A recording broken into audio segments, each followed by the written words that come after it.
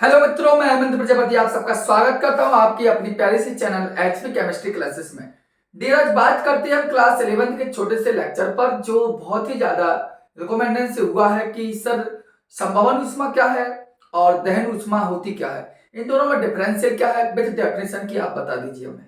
तो उसी के संबंध में आज हम आपसे बात करने के लिए यहाँ पर उपस्थित हुए हैं कि संभवन ऊष्मा, ये जैसे आप व्हाइट बोर्ड पर विथ डेफिनेशन लिखिए, जिसे समय वेस्ट ना हो, आपको समझा सकें। डिजिटल बोर्ड तो है नहीं जो आपको क्लिक किया हो, चलो पढ़ते चलिए लिखते रहिए। आपका आशीर्वाद रहा है, आप लोगों की दुआएं रही तो आप हम भी कुछ अलग करके दिखाएंगे। चलिए बच्चों, बात यहाँ हो रही थी उत्पादन ऊष्मा या संभवन ऊष्मा होती क्या है। देखिए, नाम ही है उसका उत्पादन ऊष्मा, मतलब उत्पन्न होने में जो ऊष्मा लग रही उसी बोलते उत्पादन ऊष्मा। संभवन मतलब संभवन कहते हैं या उत्पादन कहते हैं। उत्पादन या संभवन को अगर हम नॉर्मल वे में कहें तो संभवन या उत्पादन का मतलब है उत्पन्न होना, किसी चीज को बनाने में, किसी चीज को बनाने में जो ऊर्जा खर्च हो या जो ऊर्जा हमें प्राप्त हो, उसी को बोलते हैं संभवन ऊष्मा। ठीक, संभवन या उत्पादन ऊष्मा का मतलब है किसी चीज को बनाने में या किसी चीज को तोड़ने में जो ऊर्जा हमें लग रही उसी को बोलते हैं। तोड़ने में नहीं, केवल बनाने में कह सकते हैं, क्योंकि उत्पादन मतलब उत्पन्न करना है उसको। ठीक है, परिभाषा लिखिए कि किसी भी यौगिक, चाहे HCl हो, चाहे H2 हो, चाहे NH3 हो, कुछ भी हो, चाहे HI हो, किसी भी यौगिक को उसके खुद के तत्वों से बनाने में जो ऊर्जा उत्सर्जित हो या जो ऊर्जा अवशोषित हो उसी को बोलते हैं संभवन ऊष्मा। बात समझना। क्वेश्चन क्या कहता है, किसी यौगिक, चलो भैया कोई यौगिक ले लिया HCl, कोई यौगिक लिया HCl, किसी यौगिक के उसके अपने अवयवी तत्व, इसके अवयवी तत्व क्या है, H है, Cl है, इसके अवयवी तत्व क्या है, H है, Cl है।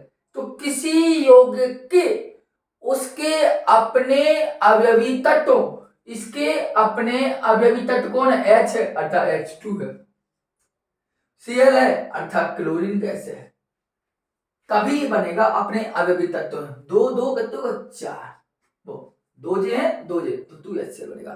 तो बात वही कहते हैं, कोई भी यौगिक हो, कोई भी यौगिक है, किसी भी यौगिक के उसके अपने अवयवी तत्वों से, तो किसी यौगिक को अपने अवयवी तत्व, अवयवी तत्व कौन है, मतलब अवयव मतलब जिससे वो बना है, तो यह यौगिक किससे बना, H2 से बना, यह किससे बना, Cl2 बना।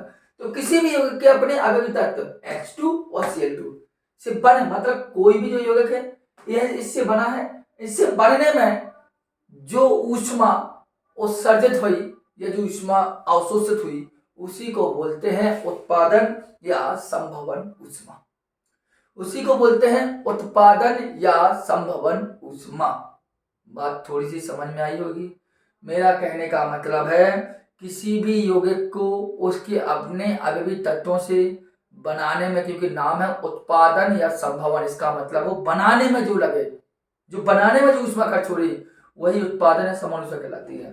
तो इसको बनाने में हमें खर्च हो रही थी ऊर्जा, तो इस HCl को बनाने में H2 और Cl2 ने जो ऊर्जा खर्च की, वो यहाँ जो ऊर्जा निकलती है वो ऊर्जा होती है +44 किलो कैलोरी।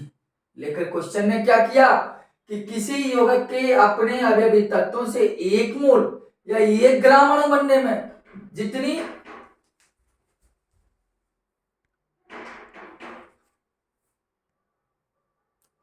थोड़ा डिस्टर्ब हुआ था, मैं क्या कहता, कोई भी यौगिक के यहाँ क्या कहा 1 मोल और बन कितना रहा 2 मोल, कहा कितना है 1 मोल, बन कितना रहा 2 मोल। तो कोई भी 1 मोल बनने में यहाँ तो 2 मोल लगा, तो 2 मोल में लगे कितने, 2 मोल में लगे 44 किलो कैलोरी नेगेटिव। तो 1 मोल में कितना लगेगा, 1 मोल लगेगा -22 किलो कैलोरी। बात थोड़ी समझ में आई होगी मेरी, क्योंकि सवाल कहता है कोई भी यौगिक है, किसी भी यौगिक के उसको अपने अवयवी तत्वों से मिलकर यदि हम बनाएंगे तो इसके 1 मोल में जितनी ऊष्मा लगेगी उसी को बोलते हैं संभवन ऊष्मा। जैसे आपको एक नॉर्मल बात जान लीजिए, H2 प्लस I2 इक्वल बनता है HI। इधर भी हमने हाफ लगा दिया, यहां भी हमने हाफ लगा दिया, तो बनती इसमें जो एनर्जी है वो बनती है माइनस की 6.2 किलो कैलोरी। ये प्रैक्टिकली रूप से प्रमाणित है, हम यहाँ कुछ नहीं कर सकते। कितने बनेगा? 6.2 किलो कैलोरी। अब ऐसे ही आपकी देखो, आप जानते हैं H2 प्लस I2 वाला, H2 प्लस I2 देखा कितना बना? 6.2 किलो कैलोरी। ठीक है, इसी प्रकार यदि आप देखें तो H2 प्लस O2 इक्वल बनाया क्या? H2O। लेकिन हमें एक मोल बनाना है, इधर हाफ लगा लिया, इधर भी हाफ लगा लिया, इसकी जो निकालती है माइनस के 68.4 किलो कैलोरी। बस समझ रही मेरी? मेरा कहने का मतलब है, वो कहता है एक मोल, तो सभी के सभी हमने एक मोल बनाया। यहाँ 2 मोल बन रहे तो हमने क्या कर दिया? आधा कर दिया। 2 मोल में 44 किलो कैलोरी, तो एक मोल में 22 किलो कैलोरी। मतलब संभवन ऊष्मा या उत्पादन ऊष्मा का मतलब है किसी भी यौगिक के द्वारा अपने आवेवी तत्वों से बनने में जो ऊष्मा उत्सर्जित हो या जो ऊष्मा अवशोषित हो, वही कहलाती है संभवन ऊष्मा। संभवन ऊष्मा को लिखते हैं डेल एच एफ। एफ का मतलब फॉर्मेशन, एच मतलब हीट, अर्थात हीट ऑफ फॉर्मेशन संभवन ऊष्मा कहलाती है। अर्थात ये जो निकली है 1 मोल के बराबर है। 1 मोल HI बनने में 6.2 किलो कैलोरी लगेगी, 1 मोल जल बनने में 68.4 किलो कैलोरी लगेगी, 1 मोल HCl बनने में 22 किलो कैलोरी लगेगी, लेकिन 2 गुनी बनने तो 44 होती है। बात समझ नहीं? अर्थात डेल HF का मान हमेशा नेगेटिव होगा। क्या होगा? नेगेटिव होगा। बताइए, समझ में बताइए? मतलब किसी यौगिक का उसके अपने आवेवी तत्वों से 1 मोल बनने में जितनी ऊष्मा उत्सर्जित होगी या अवशोषित होगी, वो इसकी संभवन ऊष्मा कहलाएगी। इसी प्रकार यदि आगे बात करें हम, तो आपका बनता है संभवन ऊष्मा के बाद एक बनती है दहन ऊष्मा। क्या बनती है? दहन ऊष्मा। ध्यान देना, बिल्कुल सिंपल सा फंडा है, वो भी इसके मान आपको याद कर जरूर रखने होंगे। देखिए, बात है दहन ऊष्मा। दहन ऊष्मा, दहन ऊष्मा आप जानते होंगे, दहन का मतलब क्या हुआ? किसी चीज को जलाना। किसी को क्या करना है? जलाना। किसी को क्या? जलाना। तो मतलब ये समझ लीजिए, किसी भी, इधर लिख दे रहा हूं मैं, निश्चित ताप पर, किसी निश्चित ताप पर, देखो किसी निश्चित ताप पर किसी तत्व अथवा यौगिक, कोई तत्व या कोई यौगिक हो, किसी निश्चित ताप पर किसी तत्व अथवा यौगिक को या यौगिक का 1 मोल पूर्ण दहन करने से जो ऊष्मा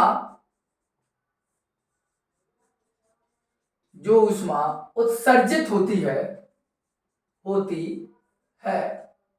उसे दहन ऊष्मा कहते हैं। इस बात पर ध्यान। बात केवल दोनों में यही है, चाहे वो दहन ऊष्मा हो चाहे वो संभवन ऊष्मा हो, दोनों में यही बात होगी कि दोनों में केवल बात यही चली है कि 1 मोल हम पूर्ण दहन कराना है कि कितने मोल को, केवल सभी।